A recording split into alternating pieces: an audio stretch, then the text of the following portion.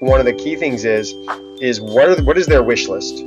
Just like my kids, what do they want for Christmas? What is this property manager?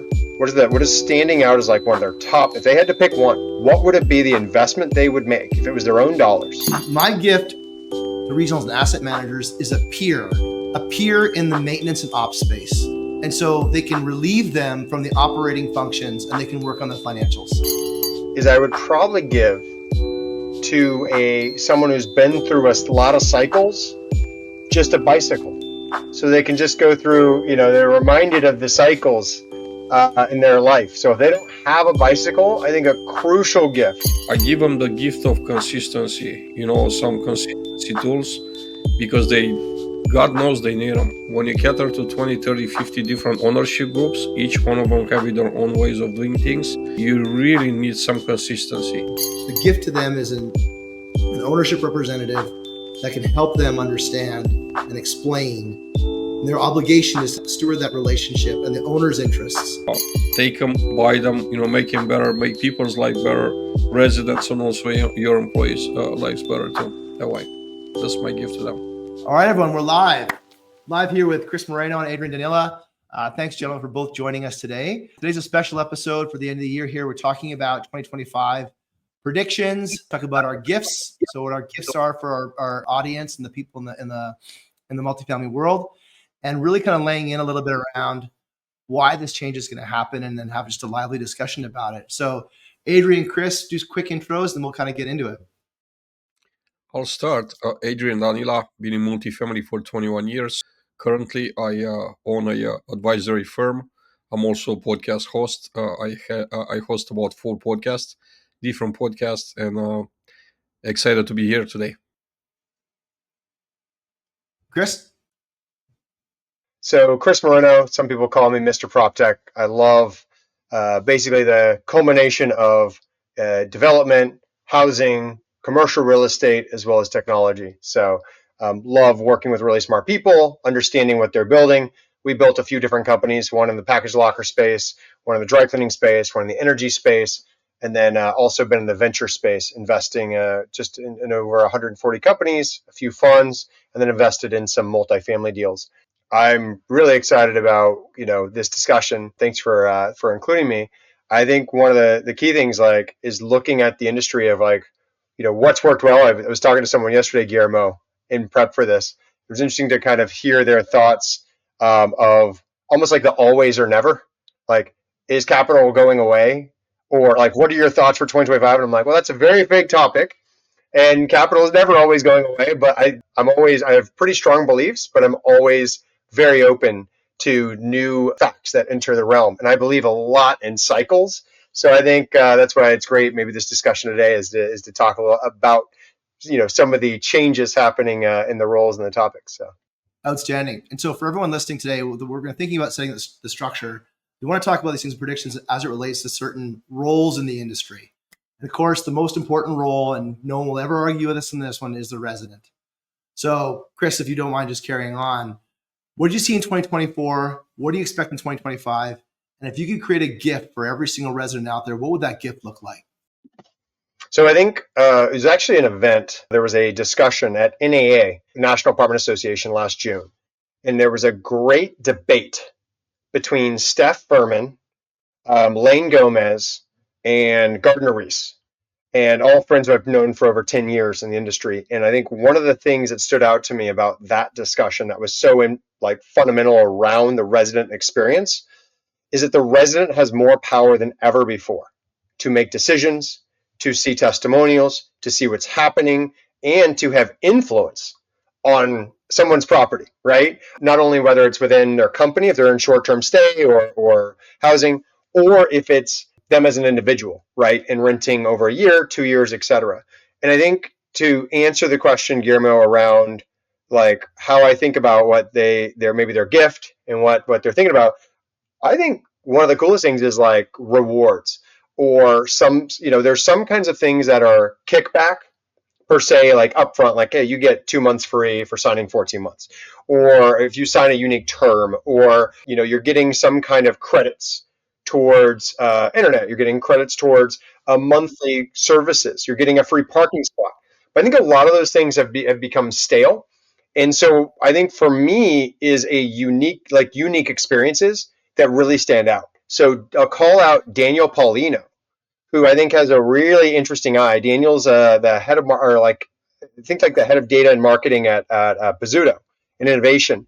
And one of the things I love is that they created this incredible video they just shared like I think on Monday or last week, and it showed this experience that they try to have at their properties. So I think that's the key thing is how do we get away from the basic to the unexpected event? Like how do we do a Christmas party for these residents or ongoing, whether it's fitness courses, whether it's an experience within an app that truly understands them, like not necessarily something built by, the property management company, but something built by another company that actually is something the residents want.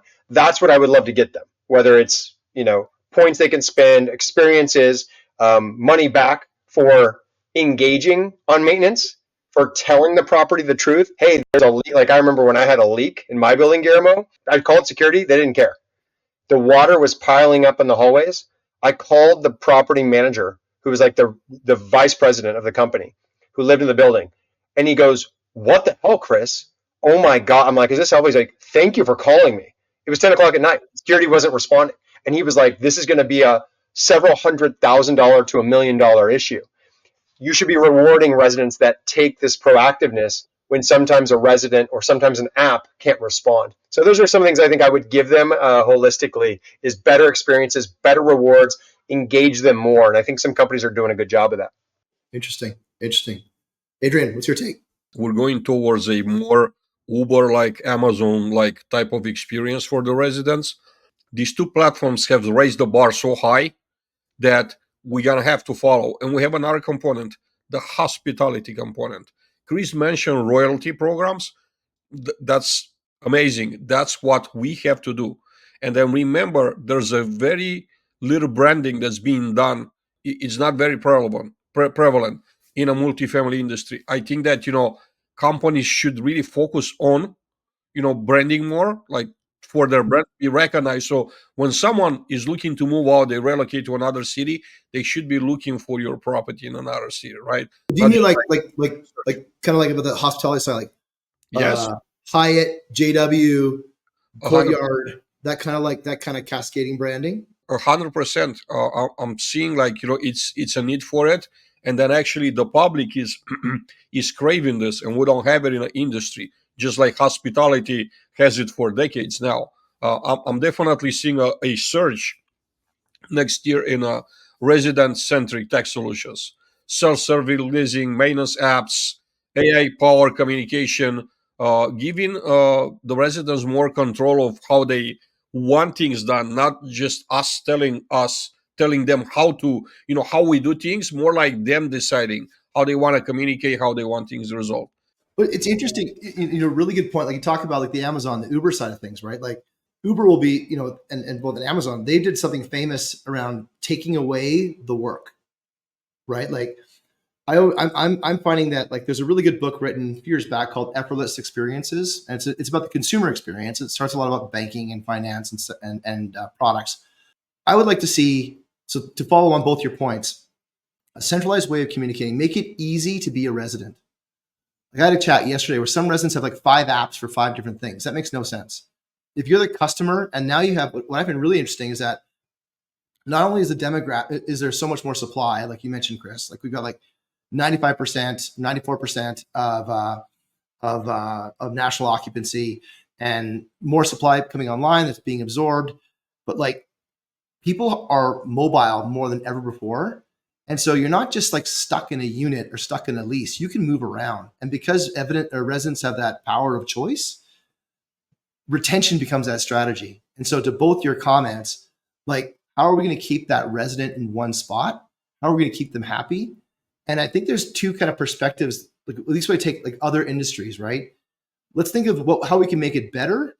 Let's how we can not make it worse. Like how can we raise the floor of what that resident experience looks like so that's easy, And I think that maybe you're right, Chris. Like an AI powered app, some sort of smart home. Like I really believe that we're going to see a massive arc of that smart home or smart unit work just to make it simpler? Because we just expect that in our life. The Uber, the Amazon, that's just what we expect.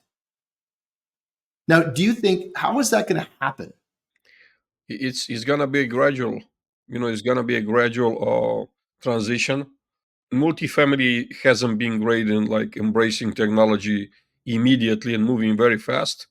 As probably most of us, here on a panel, or all of us know, the sales cycle in multifamily it could be pretty long, right? So the expectations, although they are on a resident's behalf, most companies will not move as fast. It takes a very long time to make a decision, 2 3 resident cycles maybe. But I think that we will see movement. Some of the companies will be so eager to actually raise the bar that they will be moving quicker than others. A very few. Most of them will move too, will kind of like, dip their toe in the water, but it's not going to be overnight type of, change. And, it's going to take longer than just in 2025. Do you think that like the kind of, Chris, I'll go to you on this, the natural kind of setup of a multifamily where you've got LPs, owners, operators, PMCs, managing companies, and then residents, does that block adoption to change? So I think a couple things. I think if you think about hospitality, like, and Adrian kind of maybe hit on this in a different way, is like when people own multifamily apartment buildings, it's very long-term thinking, right? Oftentimes they're not thinking about today, tomorrow, this month. Whereas if you think about Airbnb, you think about a hotel, you think about many other types of spots, even like you think about co-working. Oftentimes they're renting for a day, a week, a month. And multifamily people tend to stay for years.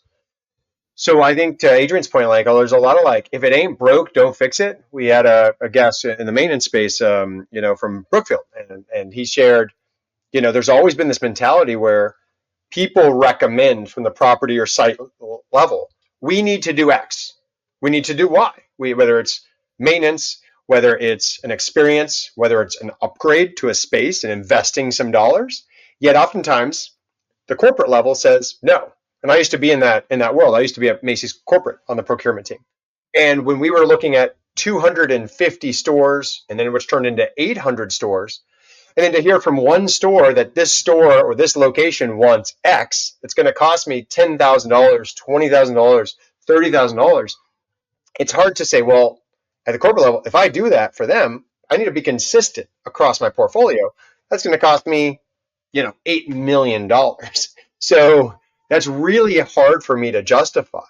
And so a lot of things that localized teams and corporate teams, there's sometimes that separation. So I get really excited, I think, to Adrian's point, where if what I learned to do was to say, it's almost like what 7-Eleven does with their franchisees, what McDonald's does with their franchisees, what some corporate stores and even Whole Foods will allow. The Whole Foods is owned by one conglomerate, but they allow the local manager to make about 10% of their decisions for localized decision making.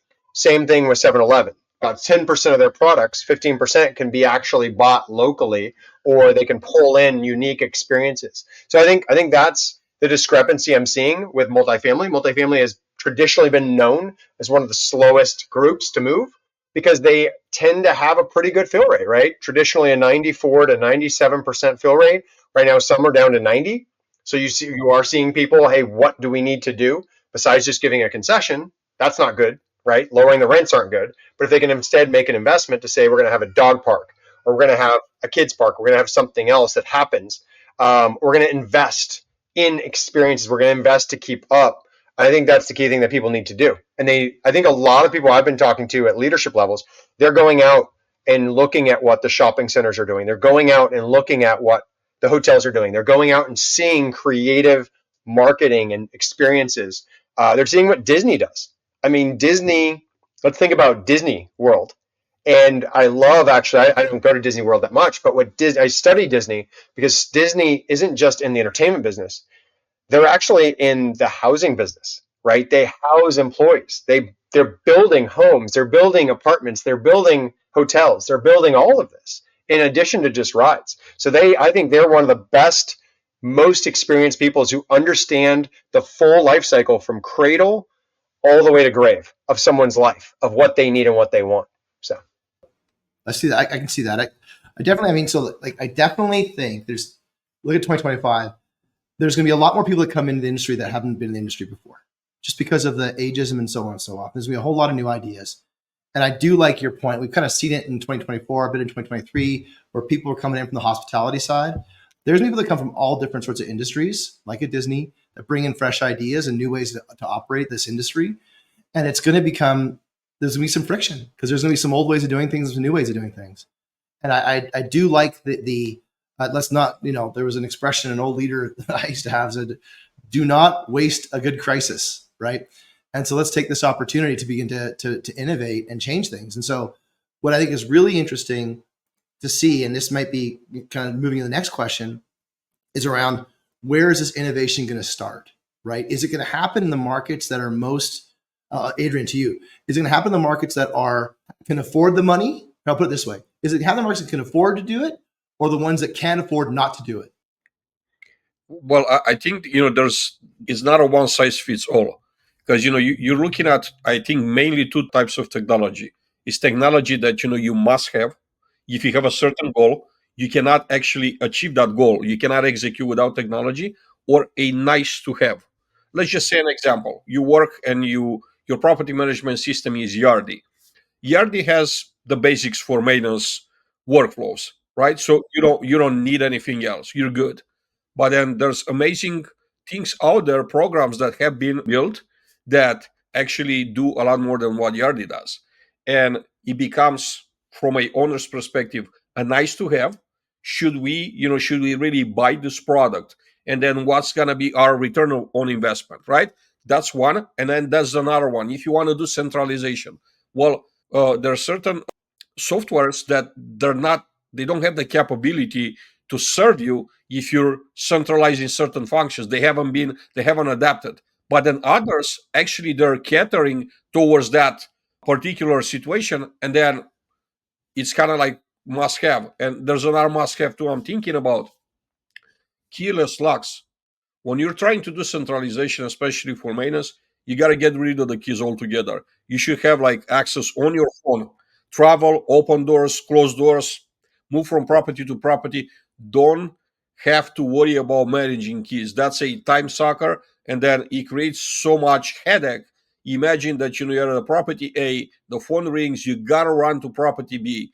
You always gonna have a key in your pocket from property A when you leave. And imagine the chaos that creates. Now let's chase down a key and bring the key back because there's somebody else needed it, or there's a security concern if we don't get it back. So And that's zero value work. That is effort. That could be 4, 5, 6 hours that created zero value. 100%, and 100% on top of windshield time that you're already adding. When you're talking about maintenance centralization. So there's just one more challenge. Again, technology in place, and then seamless access control. You must have them in place if you want to be successful. If you want to have a chance at being successful, there's not a guarantee you're going to be successful with centralization. That's another conversation. Yep. Okay. So residents, 2024, a lot of supply came online. Going to continue going on for 2025. The residents going to be more power than ever before. And our gift to residents is make it easy to be a resident. Make it easy to let me buy from you and keep buying from you. And we see that happening through technology, a single app instead of 5 apps, smart controls to make it just easy to be that resident. And let me make it easy to keep me giving you money. I want to keep giving you money because that's easier to do. Make it easy for me to do that. All right. So the next one, and Chris, you kind of leaned in on this a little bit already. Property managers. What did you see? Adrian, why don't you kick this off? What did you see in 2024? What do you expect for 2025? What's the gift for property managers? Yeah, I see the property management role becoming more of a facilitator, using technology, leveraging technology more than ever before, and allowing more time for resident engagements.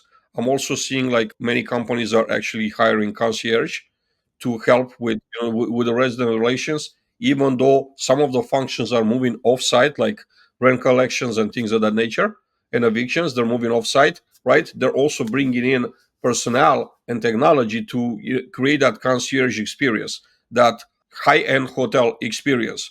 We're talking about mainly lease ups.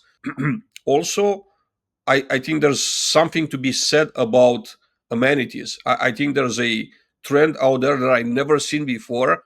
We had a conversation, Chris and I, on a podcast just last Thursday, and there's amenities out there that I never thought of before, like podcast studio. Really?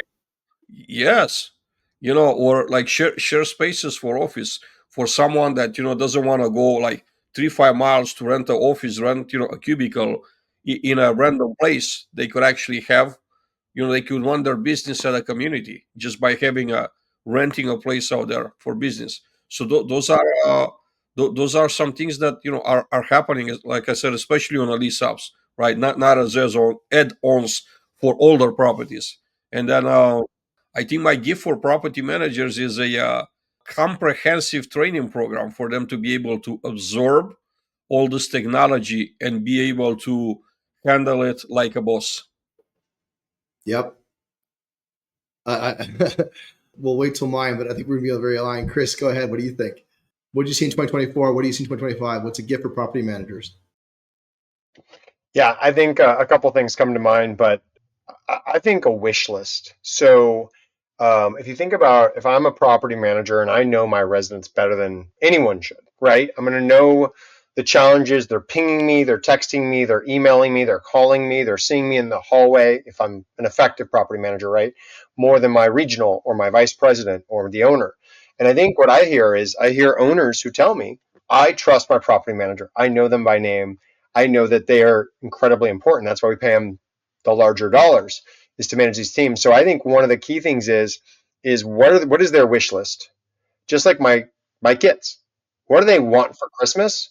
What is this property manager? What is standing out as like one of their top? If they had to pick one, what would it be the investment they would make if it was their own dollars into the property? And what would change the game, not only for the resident, what would change the game for them and their staff? And does that mean some kind of B2B tool that's like an AI tool? Is it a system of training?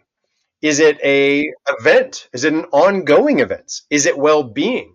So does it mean, like, I'll give you an example, like Adrian mentioned, where I work out of, they do wellness days every single month. So, I think it's like the second Wednesday of the month. They're doing a wellness day all day where it's free. And they bring in a yoga instructor. They bring in to do yoga for 2 hours. They bring in 2 massage chairs and they have 15-minute massages. And you can just sign up in the app and get free massages.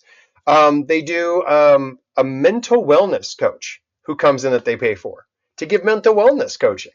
And it's all free and it's incredibly unique. And that's hundreds of dollars of value to each individual. It doesn't cost them that much. But I think about it, like even having the yoga and having the training on site, even if it was once a week, whether people use it or not, to me is irrelevant.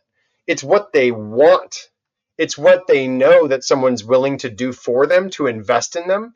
And then I think also for the team is, if the team is active in it, the team is like, hey, I can participate in this. I'm excited. I'm going to get a chair massage as well as the residents. I think ice cream days or pizza days, those have become tired, as many people will say. But I really do believe that if the property manager says, this is what I can do, there's an ROI, and it's not so much it's not the dollar ROI as much as it's the social ROI for people then to also communicate it. Because one of the things we hit on is like those metrics. Some of these metrics are hard to show an actual ROI or NOI sometimes. I think some people are stretching for the numbers, as Adrian said. And what's more important is like, we know they're important. It's no longer a debate whether your metrics on Google being a 3.1 star, or some properties used to be 1.5 or 1.7s because they didn't care. And now you see properties at 4.8. And I'm almost going to guarantee you 2 properties being next to each other within half a mile, quarter mile, being all things pretty equal, and one having a 4.8 review with 800 reviews, and one being a 2.9 or a 3. Even a 3.9. Not that much of a discrepancy, or 4.2 versus 4.8, and a lot fewer reviews. I almost can guarantee you're going to see a different rate of rent. And you're going to see a different occupancy. You're going to see a different retention. You're going to have probably if you did surveys internally, you're going to see different problems happening. So to me, it is what isn't so much always going to be an exact now dollar change. It's going to be an investment that we're going to see maybe a return in staff culture, resident feedback, retention, and then also reviews heading up. Because I think at the end of the day now, many people are graded less on the exact financial as actually in the return of the retention. I'm seeing many more companies moving towards reviews just for those types of things. So do you think so then of course, like you mentioned earlier, autonomy over budget, local autonomy, so they can make their own decisions, right, and be trusted with that kind of budget to be able to do things that are local. You used to see a lot of that back in the day, a lot more when companies were smaller. Then it moved to centralization where we're going to take that away from the person. Now I'm seeing a return back. Now, obviously, that's why like I'm seeing what was great this year was talking to people as they were doing their budget camps and flying everyone in or having everyone go to a central hub, spending a couple days, doing it together. And because you have to trust these people to be a part of the process. Because if you have a plan for next year, if you have a plan every year, every quarter, and they're not a part of it, they're not going to be engaged. They're not going to believe in it. If they didn't have a say, then it's not going to be successful, in my opinion. So how do you give them even a small budget? It doesn't have to be 10%. It doesn't have to be 20%. It might even be 3%. It might be 1%. But it needs to be meaningful to them that they're like, I was a part of this decision. I'm even seeing people who are in companies, and Adrian and I were just at an event in Scottsdale, Patrick Antrim's event, and the cool thing is seeing some people there there was VP, regional, and even a property manager who are on their technology innovation team for their company, and they got sent to that event, and they have say across the company, all having a different opinion. They're pulling from the field. I think that like when you take a look at like the role itself, like with the high turnover that's associated with that role, I mean, what you're talking about is like this is a formalization as you're part of the management structure. You're an extension of the management structure instead of just being kind of like a replaceable part. And as you start seeing a formalization of these operating structures, like centralization does, you have to have that kind of like trusted person on the ground that has autonomy, has decision rights, can buy, can hire, fire, retain, that kind of thing in that space. And so, I'm with you both in terms of like we're going to retain property managers because they're the ones that are going to help to retain the residents. They're going to feel a lot of change this year because centralized workflows are going to take off, or at least that's I'm burying the lead for my next prediction, but centralized workflows are going to take off. It's just going to be easier. There's just no people, right? The OpEx of it all is a very compelling argument, but I'm just like looking at the numbers, like with the amount of supply coming online and the amount of people required to manage that supply, it doesn't divide by zero. It's an error formula. And so these people are going to become more, to your point, Adrian, the hotel concierge, they're going to be more the hand-to-hand responsive, but they're going to work within a system that is more predictable, reliable, optimized. And so I'm like you, Adrian. I think that they're going to be, it might even be a new job description to what we understand it to be in the past. And it's going to be, I really hope that there is an investment in educating the property managers about AI, about centralization, about optimization, and elevate that role to an extension of the executive. I mean, extension of the operating organization, because it's going to be such a critical role to help residents through this transition and activate the rest of the organization of centralization. Because I believe that if the property manager is not bought in, it's not going to happen. And then these roles are so hard to staff that they have more power than they might appear on the organizational chart. Okay, the fun one, ops and maintenance managers. Chris, why don't you kick this off? So 2024, what did you see? 2025, what do you predict for ops and maintenance? And then what kind of gift would you like to give them? Adrian, why don't you jump ahead? My favorite topic. Mine too. With my favorite people. So 2024, we've seen a surge in nice to have products, right? As I was saying, Everybody kind of has, their AppFolio, their ERD, their Entrada, basic functions for the maintenance workflows. But we're starting to see, more companies, going to get, other products. Their specific maintenance workflows, right, as add-ons to improve the resident experience and the employee, the maintenance technician experience, make it easier and extract, like capture more data with that. So that's what we're seeing. We're going to continue to see that in 2025. You'll be amazed how large of percentage of the market still does pen and paper type of thing. Or if they have a yardy, if they have a yardy, they print, someone in office prints the work orders, and that gives them away, like splits them between the text. They write some notes down, they bring them back to the office. We're in 2025. It's still happening. So that's still going to move. Now, what I'm seeing, I'm going to see like another thing that's, I think this is, people think it's a nice to have until the disaster hits them. When the disaster hits them, they're going to realize they can't live without it. And this is the, these are the predictive sensor systems, right? They could prevent floods, they could prevent pipe freezes, not pipe freezes, but the water damage that's following that. They could prevent fire in your kitchen. They could prevent a lot of mold incidents and just leaks in general, right? Until probably like whoever has now a harsh winter, they're already like pulling their hair out and they're saying, how are we going to deal with millions of dollars worth of insurance claims? We all know the insurance companies are slow to pay, and also they're hurting too. They pull completely out of certain markets because they can't really make the numbers work.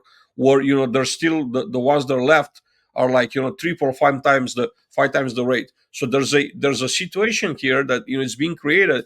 It's kind of like the perfect storm for predictive maintenance to take place, but I don't think it's gonna take place naturally. With people saying, "Okay, we're gonna prevent this from happening," it will, but just a little bit, a small percentage.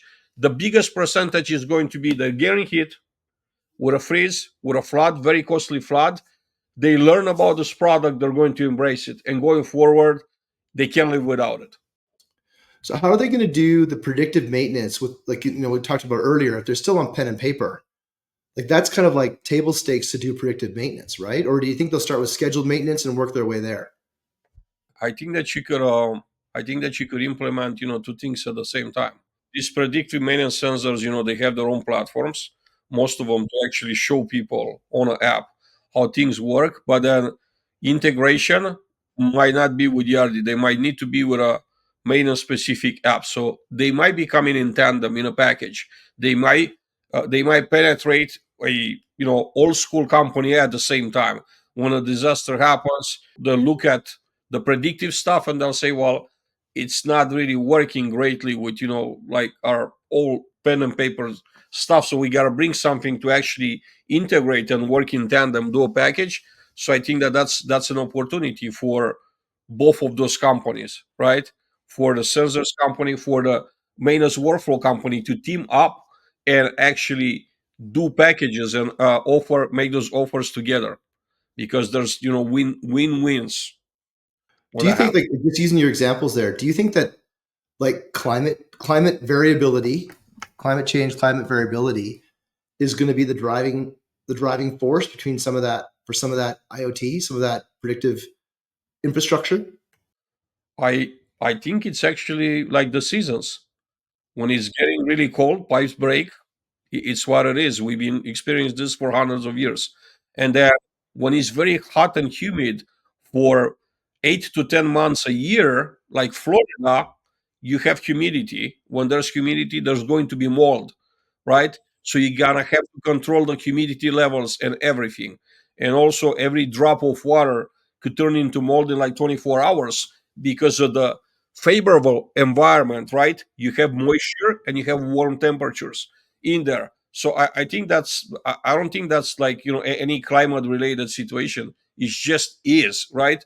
I think more than anything, it's educating the customer, educating the operator, because a lot of them don't necessarily know that those solutions exist, believe it or not.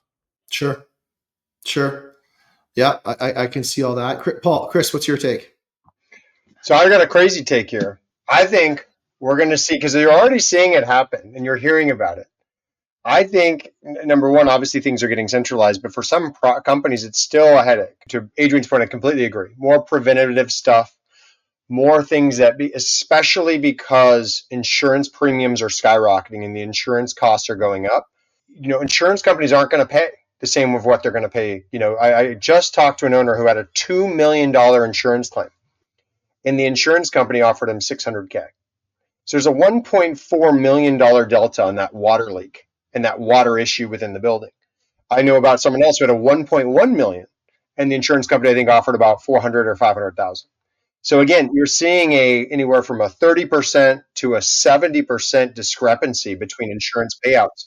Deductibles are skyrocketing. I'm hearing that across the board. I'm hearing people, it's obviously a big discussion in Florida, but it's happening across the country where premiums are skyrocketing, deductibles are going up, issues. That relates directly to the upkeep and the maintenance and the investment in the property itself. If a resident is not alerting you to it, if a resident is not updating it, or you're not listening, when I say you, the maintenance is recommending we do something, but the company is deciding not to, there's going to be an issue there. And any owner is now being, you used to hear the stories of like, oh man, we didn't do enough diligence, and we missed this in the diligence of buying this property.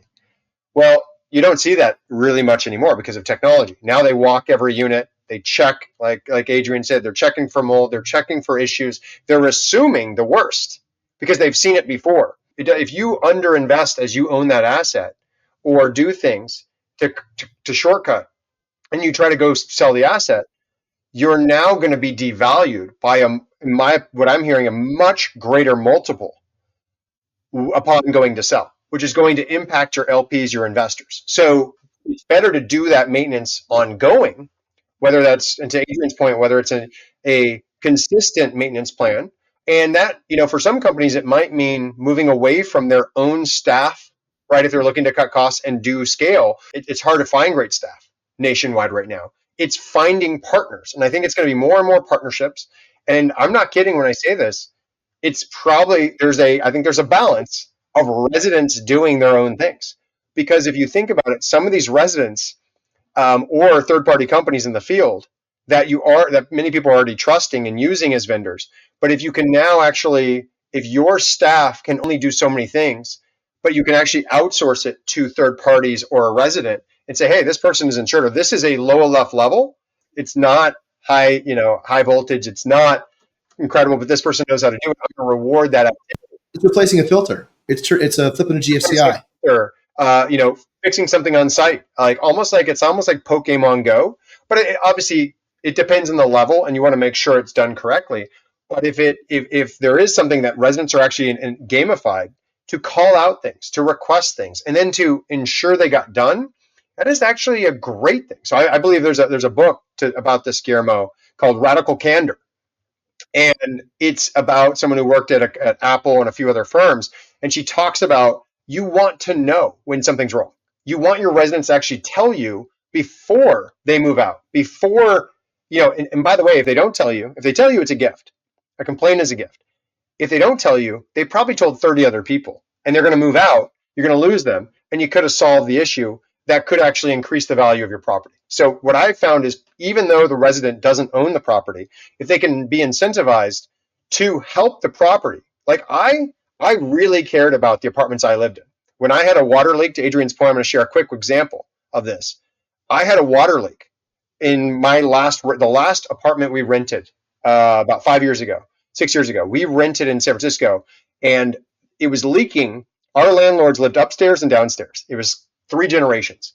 And upstairs, they had a leak coming into our apartment through the ceiling of the bathroom. And it was a broken pipe. Well, they were in their 90s. So I said, you know what?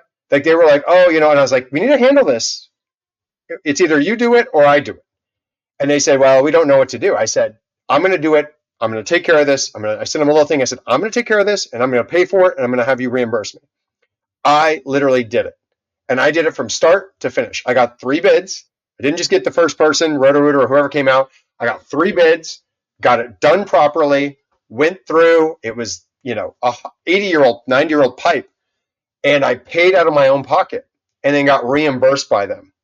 And I didn't make, just wanted to make sure it was done right, for them and for me, because I knew we were going to be moving at some point. But I think that is the future, is how do you engage your residents? How do you engage your staff to do the right things for the business, to think like owners? And I think that's going to be a challenging chasm, because not everyone can feel like an owner if they don't actually own anything.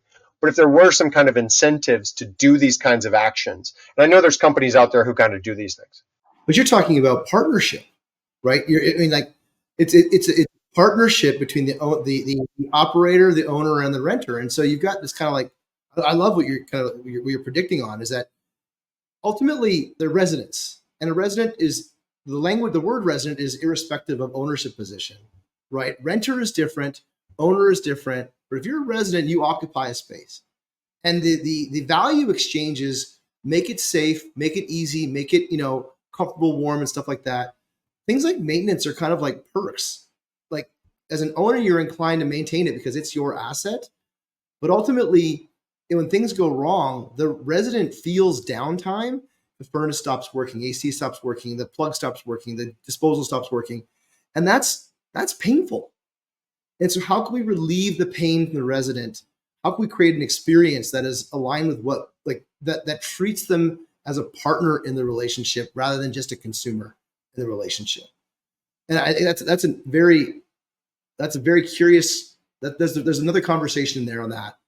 Because like the resident's obligation to report, not obligation, but like partnership or permission to report issues that are happening, to have that transparent line creates a much better living arrangement for everyone. And so when I take a look at what I'm looking at, 2024, you've got proof of the nice to haves that you talked about, Adrian. They proved out. They penciled out. They saved 15, 20%, whether it be whatever investment you chose to take. I mean, smart operations can save 7%. IoT can say this, can say that. And so you're starting to see that happen. And so the penciling of these investments is already proven. There's case studies, all that. Us as vendors, we love telling you the case stories about how much somebody else saved. You should consider that. And so when I take a look at 2025, we're going to see the data fabric, the leaders, the data fabric has already been established, and they're going to start experiencing an accelerated rate of return in a period where that accelerated return is so important on those savings. So they're going to save more, operate better, get better cap rates than those that are operating poorly. And there's going to be a big division between those that are technology enabled and those that are not. And that gap is going to show up in vendors willing to work with you, people willing to work for you, residents willing to stay at your places. And it's going to come down to, like, how do you compete? Like, it's not going to be location anymore. Do you compete on an operational efficiency? Do you compete on customer intimacy, or compete on product? And in our world, product is like, if you've got a building on a cliff that overlooks Cabo San Lucas, well, you're competing on product. You can do whatever you want. You're going to be full. But if you're in downtown Atlanta, downtown Austin, you're not competing on product anymore because the product is out there. And so it's going to be really, to follow in both your comments, both those, how can we make it easier for those ops and maintenance managers to deliver that better strategy in which how you compete? And so if you're competing on cost, which most people do in this space, then let's make that more efficient. Let's make it more reliable. Let's not be so vulnerable on people, so that we can make the employees partners, the residents partners with the ownership group to be able to provide a great living experience. So my gift to the ops and maintenance managers is data and AI-driven maintenance programs that can do the IoT, that can do the predictive that you talked about, and moving into prescriptive. So going even one step further, where you're prescribing the specific program that needs to be delivered based on data, not based on schedule, not based on usage, but based on the circumstances that are prevailing within that specific that building or unit. And I do think that's, we're going to see the infrastructure for that. It's going to have to be an investment, and the ROI for that investment might not be evident in year one, but ultimately you got to have centralized Wi-Fi, managed Wi-Fi to put in smart locks. Otherwise, you're going to go crazy. And so, like, monetizing those different pieces of infrastructure in order to create that environment to make it easy for ops and maintenance managers, something that I hope people invest in. And they're going to find that I hope they find that without it, you're going to be hurt on the revenue and the resident side of things.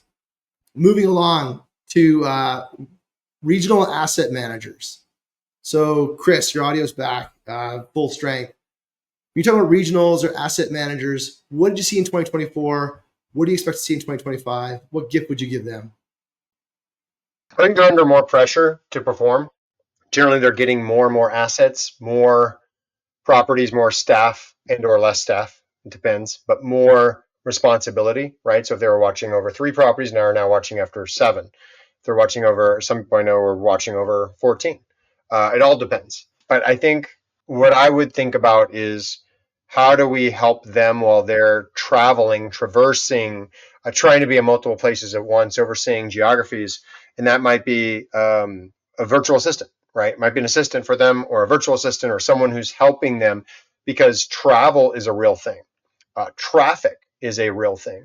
And most of these people I know are trying to get to their sites, or they work out of one of their sites certain days of the week, right? Many people I know will work a day in a site and travel around, and that's the way they like to do it. Others work out of their home or a hub, but that in between time, they're trying to get things, responsiveness and things done. So I would say probably a virtual assistant. And I'm like, oh, virtual assistants are amazing because people can share them, right? You don't have to have one. You can have an assistant who's shared among a team. And I think it's one of the greatest unlocks. And we all need help in different ways. So I think also they're in terms of like what they're going to be focused on for the new year is how to engage their teams to be stronger. So that's what I'm hearing from folks is it's all about culture. Multifamily summit last week or 2 weeks ago, spoke with someone out of the Carolinas who's phenomenal. And well, I'll just mention her name, Mary Gwynn. They manage, I think, over 5,000 units, 6,000 units. She was on our podcast as well, and she's fantastic. She's all about culture. She's all about the team.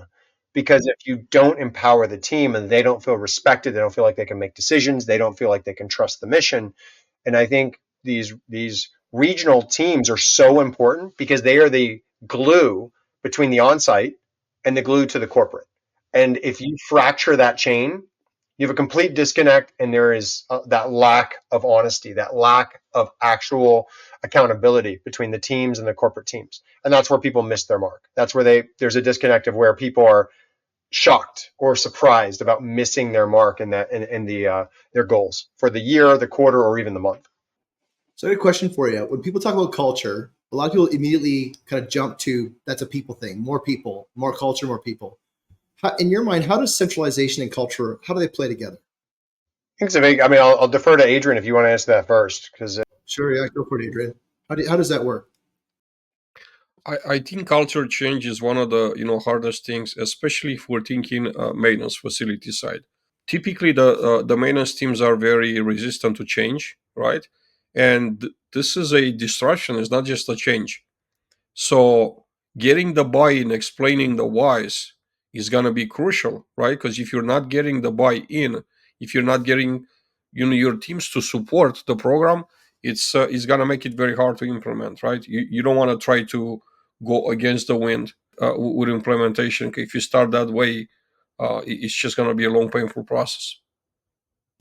And so do you think that, like, from the maintenance side of things, or ops, I'll say the field level, that the story about culture, if I'm a field ops person and I hear the story about culture that Chris is talking about, and then the operational efficiency that we're talking about from a centralization piece, how does that sit on my chest? Am I scared about that? Is that an opportunity?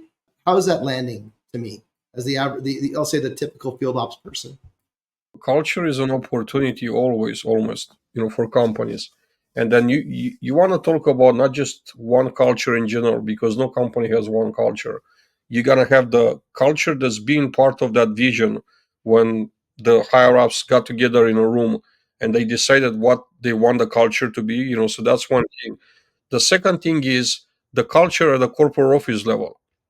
How are they living that culture that they decided that they're going to follow? So, but the real behavior regarding the culture, that's the second one. The third one, it's a regional culture, which is typically driven by regional managers. You could tell when you go to a larger company who works for which regional manager, because you see patterns in properties managed by the same regional manager if they have long enough time to kind of put their print on, make a difference on the site team cultures, right? And then the last culture that I see, it's the site team culture, which is driven by mainly community manager, of course, with an influence from regional manager and from corporate, but mainly it's gonna be the community manager, and sometimes if they have a seat at the table, service manager as well, right? When they're really working as a team, these are the two individuals that are actually building that culture, and obviously everybody else like kind of like joins the culture. So there's the it's a pretty complex conversation when it comes to culture, right?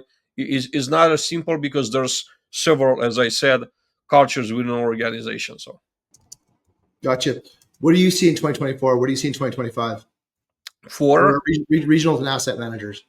for regional and asset managers, I see increased pressure, right? Increased pressure for them. Chris mentioned that, and I totally agree. They're going to probably get more deals to manage. They're going to be handed more pro formas that are hard to meet, hard to execute, to make happen. And a lot of times they're just like not realistic. They're impossible, right? They're just things that are done on a corner of a table, on a piece of paper, just to make the numbers work because we need to get the investors to invest. But they don't represent the reality in the field. Like this is more and more the case, right? People don't talk about it this much, but I'm seeing it on a daily basis. I see it all the time. And then you had that situation that you created, which is not a winning situation. Let me just say that you hand it to the site operation team and say you got to make things work. Well, you know, kind of hard to pull that magic. A lot of times it's impossible. So that creates extra pressure, a lot of turnover, a lot of headache. At the site level, I see those numbers increasing because I don't think that 2025 is going to be a year of smooth sailing. There are going to be a lot of opportunities, but now I think that a lot of people are looking and hoping there was a political change at the very top, and now with Trump coming into power, things will go immediately improve. We're all hoping that that's the case, but I would just say like these are not things that happen just overnight. I think 2025 is not gonna be the year.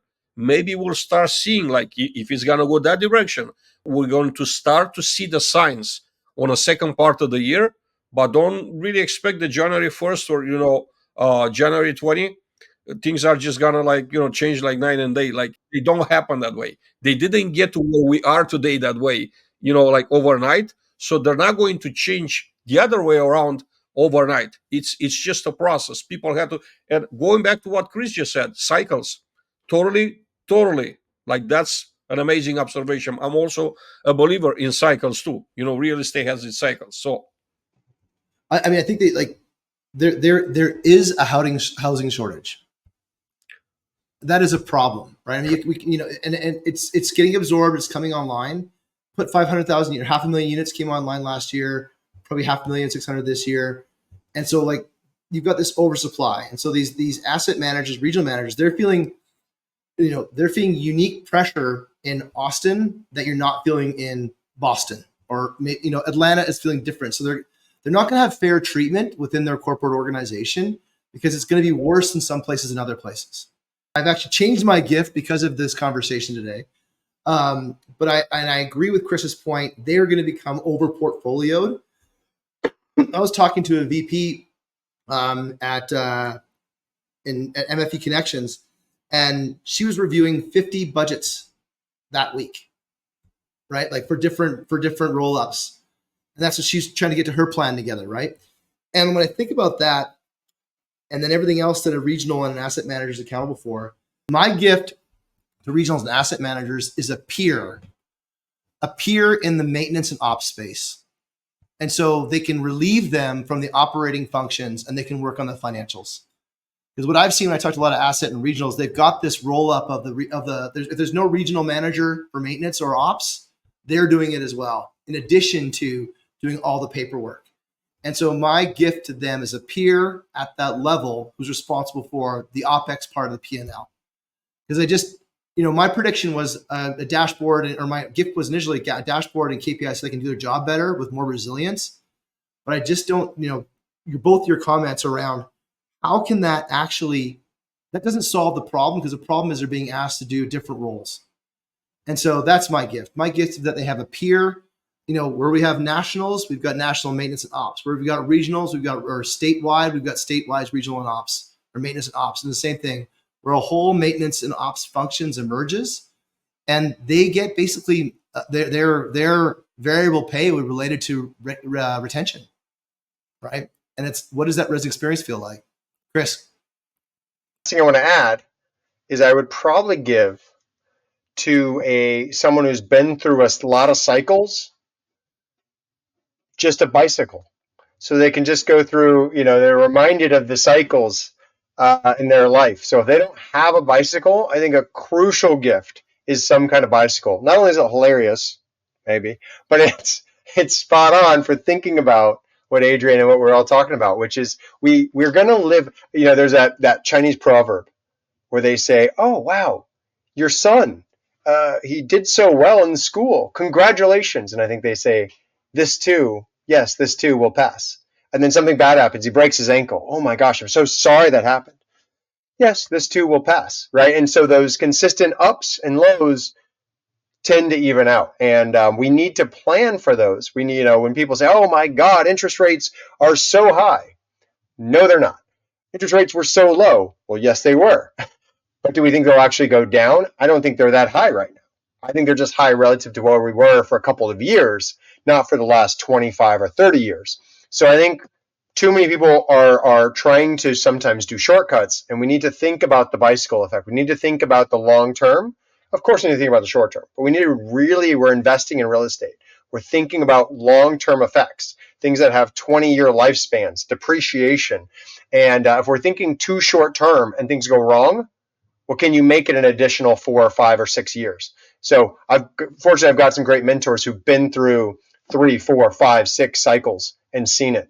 So yeah, appreciate you, Guillermo, for having us on. Adrian, you're always amazing partner to be on with. But happy holidays, happy New Year, Merry Christmas, and happy Hanukkah, and look forward to seeing you guys soon. So I'll let you take it from here. All right. Take care. Merry Christmas to you too, Chris, and Happy New Year. Happy Hanukkah. So, Peter Chalakis, is there a value in having preventative maintenance database for each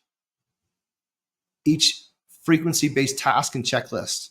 What do you think about that? I need to understand the question first, so I'm going to take a. Well, I'll take a shot at it. And so, what we used to do in mining is that we had SOPs, right? And they were, not only were they schedule based, but they were trigger based. So rather than having things based on just a frequency of cycles, let's say, for example, you change your filter every 3 months. Well, if you haven't run your AC or your furnace, you don't need to change the filter. So it was based on frequency based tasks, or miles driven versus months. And then we would have SOPs that would be triggered based on all those events. And we would capture the trigger for those events on a regular basis, like the metering, the reading of that. We used to do it manually. But now I see it, with all the IoT that's in place, having those preventative checklists in place to trigger that event. And I do imagine, following on Chris's point earlier around a workflow, where a workflow that is triggered an event, and then that notifies the resident maybe to change the furnace. So they've been running their fan all summer, and that's accumulated a lot of engine hours. Then we should do this particular piece of maintenance. And I hope that's what you're talking about, Peter. Anything to add on that, or at least my interpretation of the question? I believe you explained it pretty well. Cool. We kind of land on two major audiences: operators, PMCs, and then owners. So when you take a look at operators, what did you see in 2024? What do you see in 2025? What gift would you give to them? I see for operators, the larger operators, taking over more assets. The smaller operators, trying to stay the size that they are. It's been a trend for years, and it's accelerating, right? On the third party management side of things.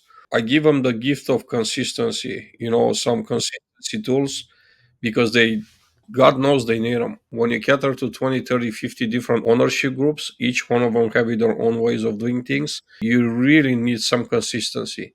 You really need to find some ways to run things like, technology, people, everything, everything has to be as close as possible to a good, consistent running cycle, because you're getting buried.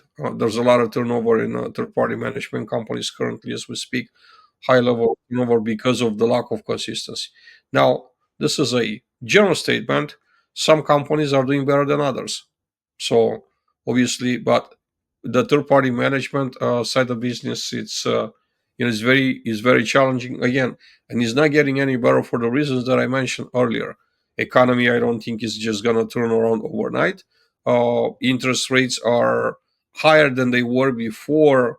Agree with Chris that they're not like high generally speaking if we're looking at the last 40, 50 years, historical rates. But then there were many companies that purchased assets when the rates were low. They got them with floating rates. Now the rates are going like three times the rates that they bought them for. It's a problem. It's a real problem. So that would be for me the gift of consistency. For asset managers, I think I have one gift: a owner's representative, to actually have your eyes on it, to team up with your asset managers and look at your asset physical integrity, the physical aspect of your properties. Asset managers are a great number of people, but they're not trained to see structural issues, deferred maintenance. They might occasionally see during their visits, but it's just not what they do for a living.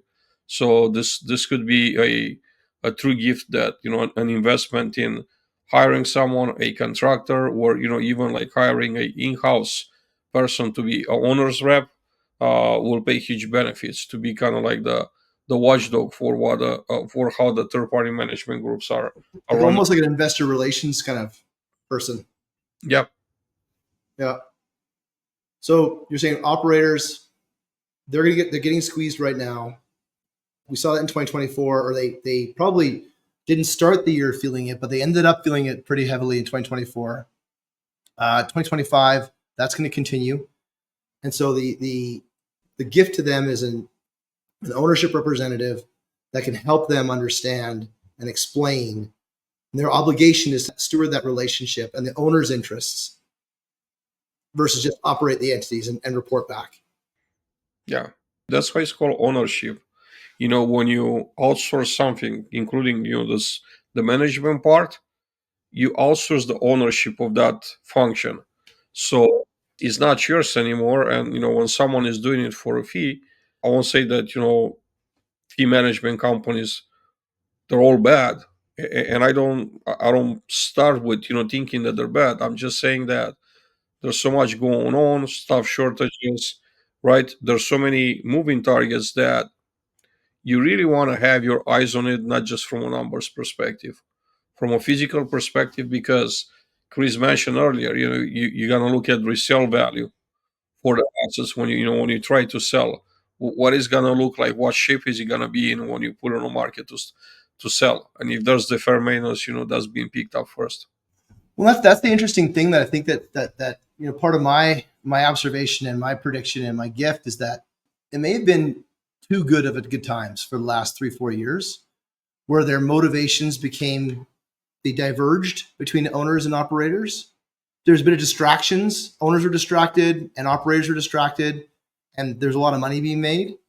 And I hope, or my observation is that as we kind of got into Q4 and Q3 last year, their motivations became very, very, very clear. As renewals came up for operators or for third parties, as all that came to the truth, and there was some bad news that had to be told. Right, we're not making money. Maybe you've got to write a check. Right, so telling bad news is very hard to do versus kind of update everything's up and to the right. And so I think that PMC or third parties went through this like kind of like slap upside the head of what their true role is to operate and steward these assets. And now I hope that operators will be the innovators in the industry, because I think that all of these contracts are now up for grabs, because every owner is kind of upset, right? There's not an owner.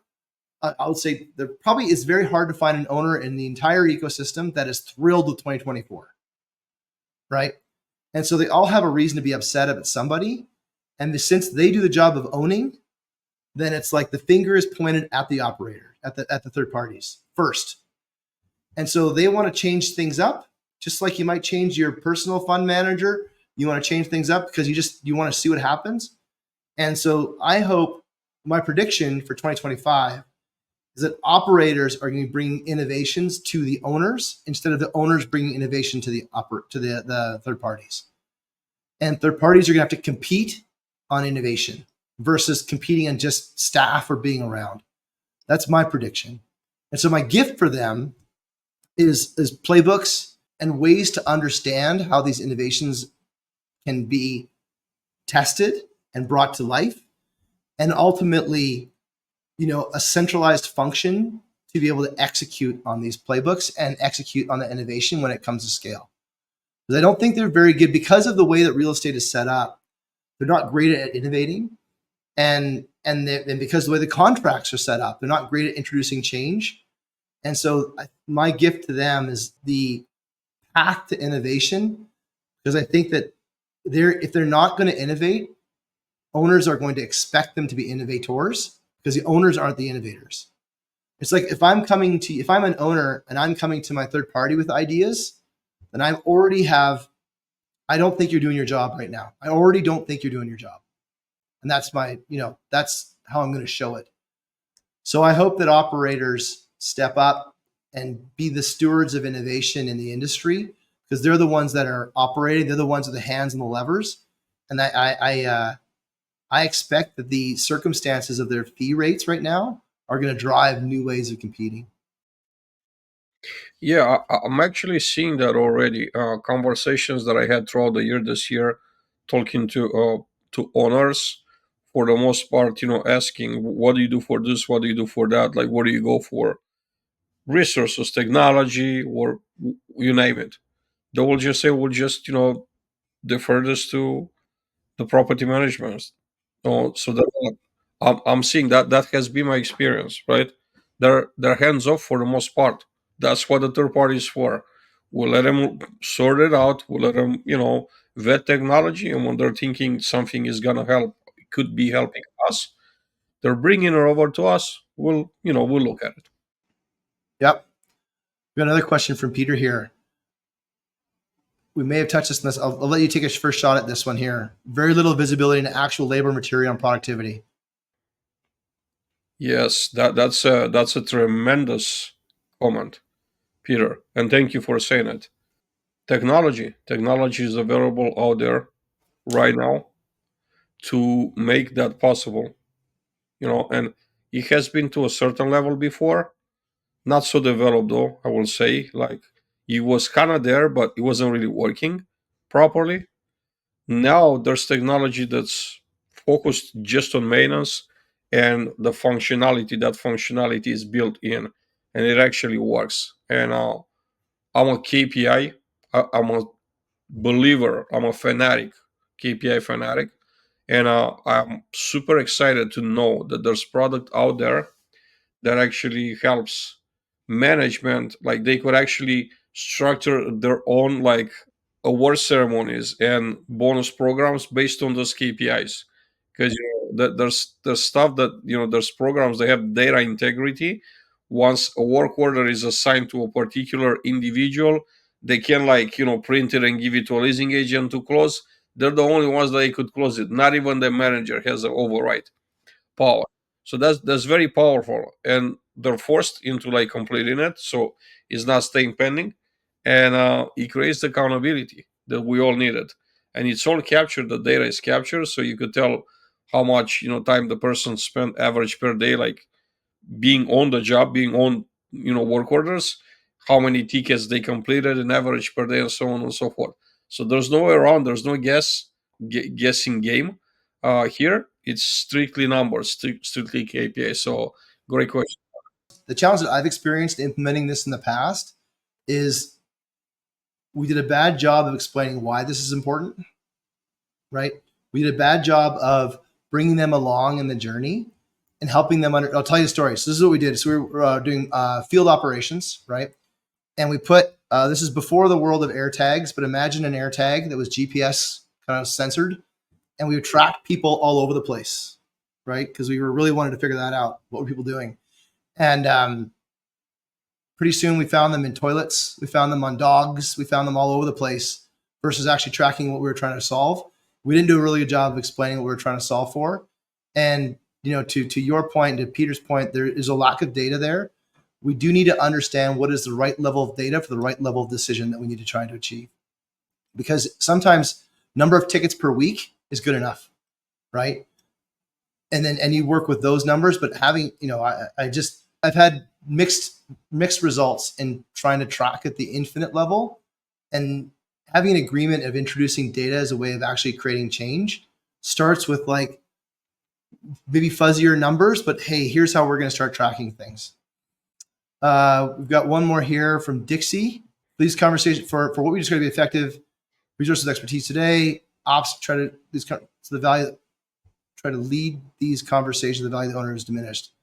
So I think what Dixie's saying is that for the conversations around value to the ownership, ops try to lead the conversation, but maybe they don't get the credibility that they deserve. Is that how you read that? They need to be with resources with expertise. So I'm guessing here a little bit. These conversations need to be with resources with expertise. With resources, so I guess in order to have the conversations, you have to have the proper resources. The comment was in regards to tech solutions and innovation. Thank you, Dixie, Yeah, thanks, Dixie. for clarifying. Definitely. They definitely have to buy in.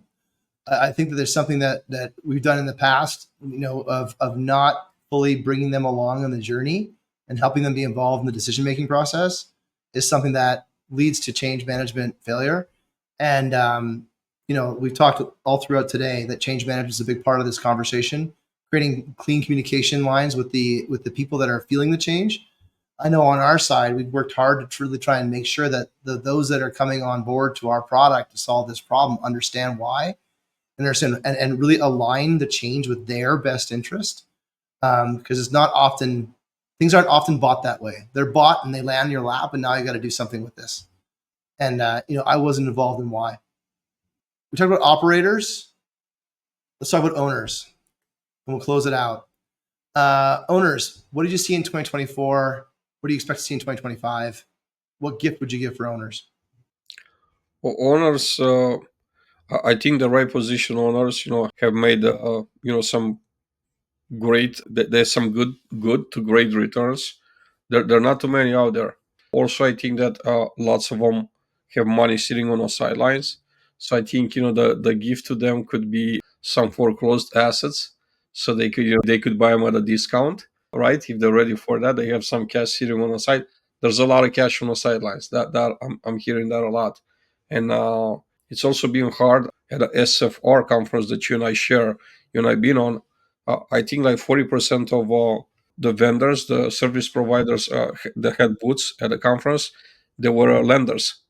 So people are not borrowing; they're not buying money now because they're feeling it's expensive.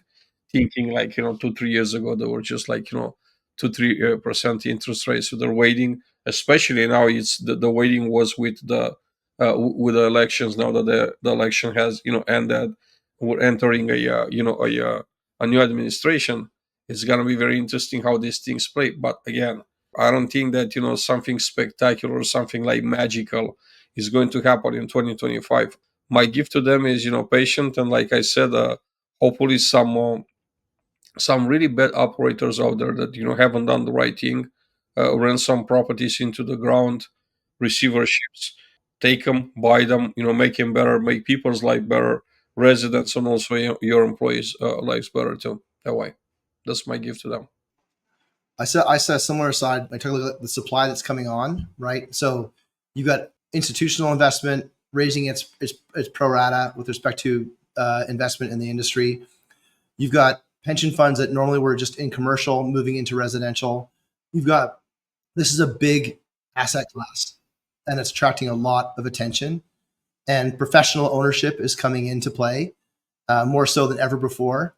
And I guess for the operators in the call, they may want to hear this, but like to your point, I'd like to give owners. I predict that things are going to get tighter for owners.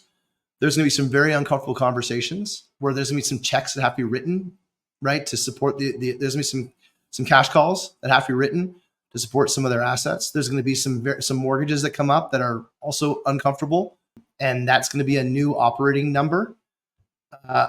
So my gift to owners is the permission to double click on your operators. And if the pressure doesn't come from owners to create innovation is not going to happen, and both sides lose money. And so the buck stops with the ownership group. So my gift to owners is permission to check the numbers and establish partnerships with your operators, your third parties, to deliver a higher NOI given the new set of circumstances.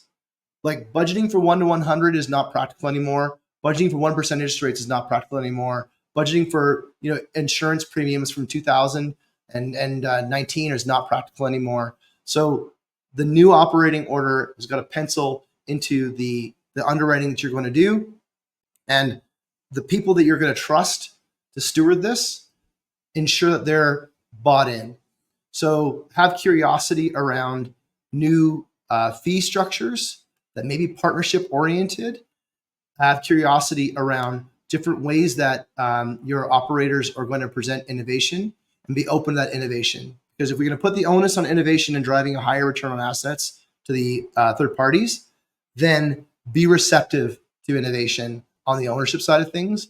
Because what we can all agree is that doing it the same way isn't going to work.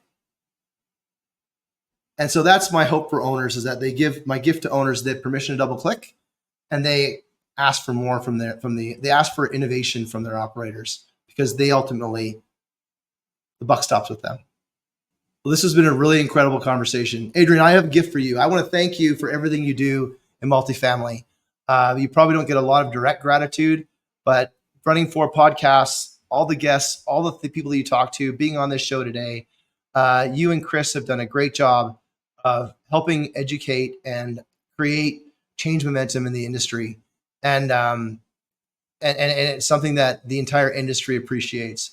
So I appreciate you. I thank you for all the hard work you do. And my gift is gratitude.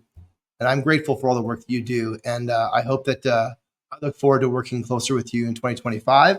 And I look forward to every single conversation we have together. So thank you very much. Yeah, and you're very kind, Guillermo. I want to say right back at you. You you haven't been around in my world for too long, but ever since you came, you made a difference. I enjoy our conversations. I enjoy everything that you do. It's much needed. I love your grit. I love how you're trying to get a hell yes from people, right? So keep up the amazing work, my friend. My gift to you is double down on what you're already doing in 2025, because I think it's gonna be a year outside of our predictions that don't sound the most optimistic. I think that there's also, when there's situations like that, there's also on the other side, there's equal opportunity. It's how do you find a particular opportunity. I know that there's a lot of opportunity for you. Like I said, I'm hoping you decide to double down, go harder in 2025, and I think at the end of the year you'll be pleased. And thank you for having me. It's been Outstanding. an amazing conversation. I truly enjoy it. Well, I hope everyone had a chance to, thank you, Adrian. That's outstanding. And I hope everyone had a chance to listen on this.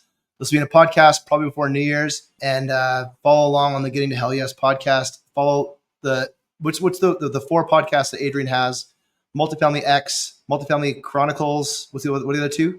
We have the Multifamily Hangout, and we also have a second Multifamily X, which we called After Dark.